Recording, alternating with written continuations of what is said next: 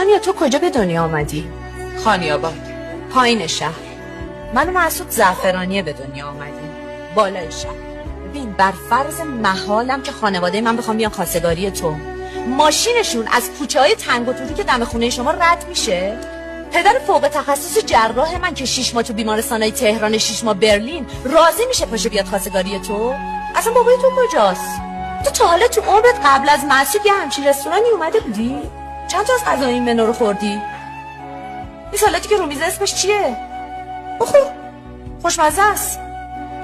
من نمیخوام تو رو تحقیر کنم، من فقط میخوام واقعیت رو اونجوری که هست ببینی، نه اونجوری که تو خیالاتت میگذره. 1% اگه شما دوتا ازدواج کنید، البته اگه اون روز من مرده باشم که شما دوتا ازدواج کنید، توی مراسمتون یه لشکر آدم حسابی و دکتر و مهندس و استاد دانشگاه از طرف ما هستن، اون وقت داداش کوچیکی تو به فکر اینه که جیب کدومشون رو اول بزنه. خفه شو. خدا نگهدار. خوش اومدید. سلام، خیلی خوش اومدید. خیلی ممنون. خانم خسروشاهی تشریف ندارن؟ چرا تشریف دارن؟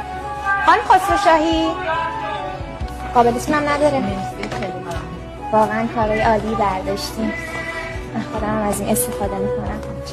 میدونستی من اینجام؟ آلزایمر که ندارم. 4 سال پیشم اینجا مال شما بود نه؟